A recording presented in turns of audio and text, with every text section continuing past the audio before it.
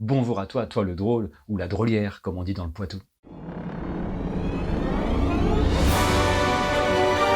DocHumour, la seule chaîne qui analyse l'humour, présente Pourquoi faire de l'humour, le cas Jeselnik.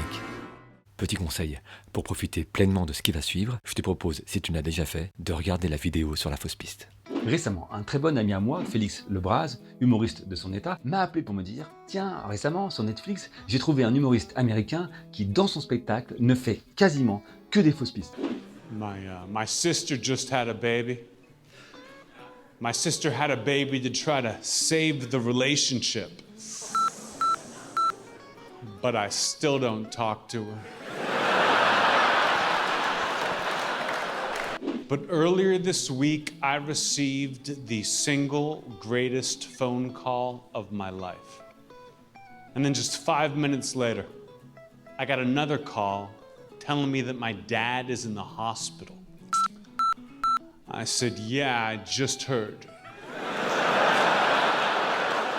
Cet emploi abusif de la fausse piste soulève quelques questions très importantes concernant l'humour sur scène et le métier d'humoriste. Lorsqu'un humoriste enchaîne les vannes basées sur la fausse piste pendant 1 heure, cela peut avoir sur le spectateur un effet fort malencontreux qui peut complètement lui gâcher son plaisir. En effet, la fausse piste étant basée à 90% sur la surprise, cet effet est déjà bien éventé si le spectateur sait à chaque fois qu'il ne doit pas s'attendre à ce que la deuxième partie de la vanne soit dans la suite logique de la première.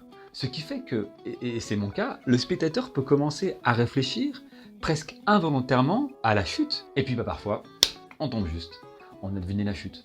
Mais l'emploi systématique et répété de la fausse piste pose un problème encore plus important, selon moi, qui a trait au sens profond du spectacle qu'on a devant les yeux et du bien fondé artistique de l'humoriste. Je m'explique. Comme nous l'avons vu, pour que la fausse piste fonctionne sur le spectateur, il faut que la première partie de la vanne l'engage émotionnellement et moralement. Pour résumer, il faut que le spectateur croie que ce que dit l'humoriste est vrai et important. Et le meilleur moyen pour l'humoriste de trouver ce genre de sujet, eh bien, c'est de piocher dans sa propre vie. Mais lorsqu'on écrit un spectacle d'1 heure, entièrement basé sur la fausse piste, c'est impossible de trouver le nombre suffisant d'affirmations véridiques et engageantes issues de sa propre expérience. Or, on comprend vite qu'une majorité de ces expériences ne peuvent réellement avoir été vécues et qu'elles ont été inventées uniquement pour nous engager sur la fausse piste. par exemple, il est évident que cette histoire annonçant la mort de son père est fausse.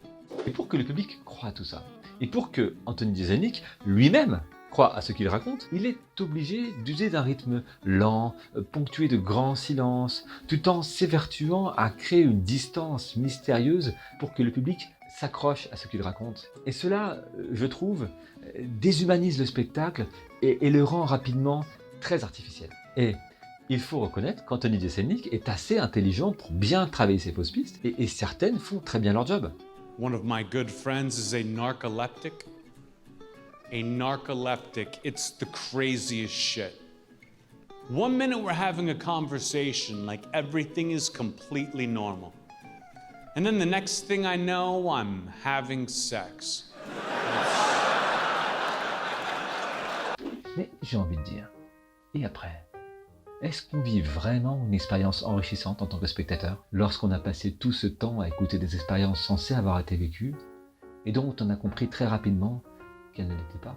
A-t-on vraiment l'impression que l'humoriste parle à notre intelligence? Et puis simplement, est-ce que l'indigestion ne guette pas lorsqu'on assiste en tant que spectateur à l'enchaînement du même procédé humoristique, quand bien même ce procédé est censé être à la base très efficace? Mais tirons un enseignement de cette analyse. Si tu es humoriste, ou si tu veux simplement faire rire ton entourage, ne sacrifie pas tout à la vanne.